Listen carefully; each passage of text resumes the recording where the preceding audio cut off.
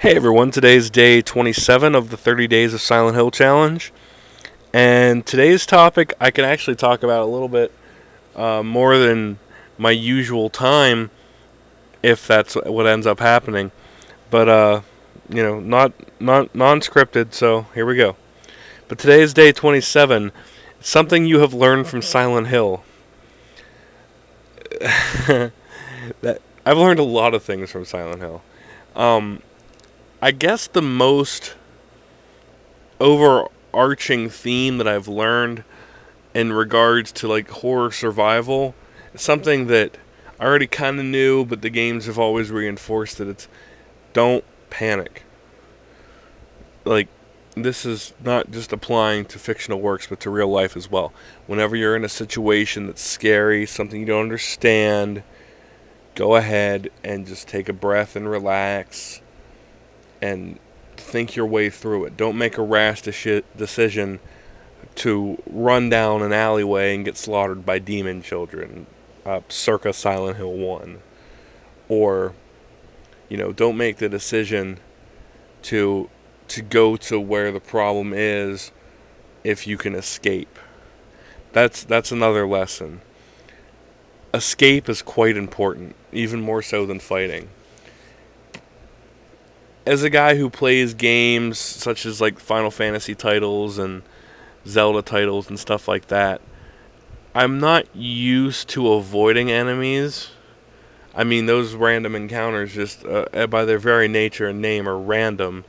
And you usually fight through them because there's something to be gained. There's the experience, there's like leveling up characters. In the Zelda series, obviously, there's items they drop, whether it be rupees or, magic restore or whatever. There's a reason to dispatch enemies, or obviously inventory as well. But in this game, you really get nothing from that other than losing your ammunition. I mean, there are some enemies you have to take care of. Obviously, the big boss type characters uh, being those that you need to kill. But you'll know when you're in a fight with them, even though it's not as pronounced as other titles where there's a boss meter. You know what I mean? You know you're in a boss battle, or you're facing your dead wife for Silent Hill 2. You know. Um, I guess I'll touch on a couple more things here. Another thing I've learned from the Silent Hill franchise is always be aware of your surroundings.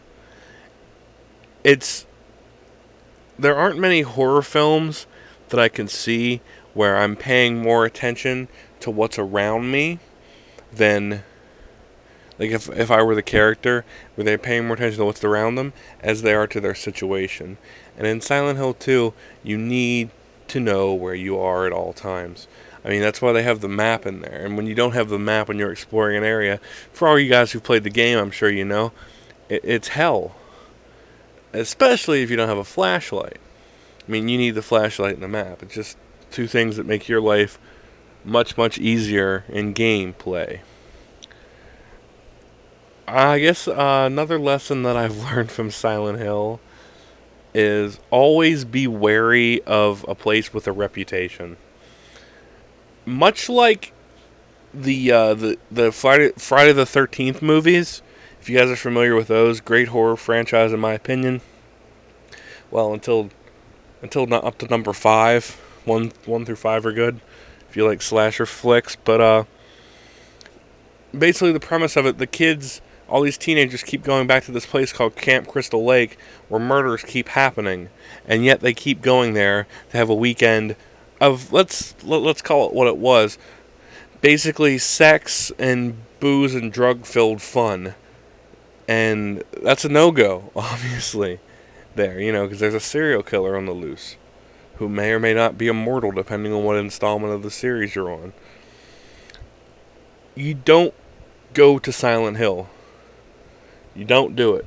I mean, it's as think of any place that like actually there's a place that's in my home state of Pennsylvania, that Centralia, PA, where apparently things of Silent Hill were based on it, especially for the movie, where there's gases coming up from the ground. There are cracks in the sidewalk.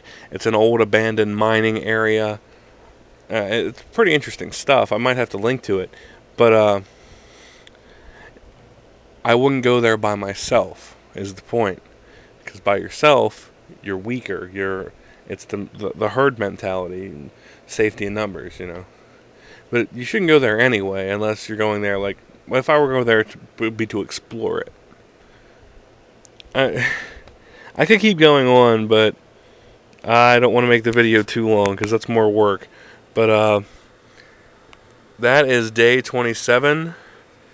Something you've learned from Silent Hill, or in my case, some things that you've learned from Silent Hill. I'm sure you all have various emotions and things that you've learned yourself, and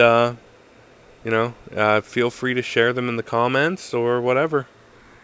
Thanks for sticking with me, and we'll continue with the last 3 days after this.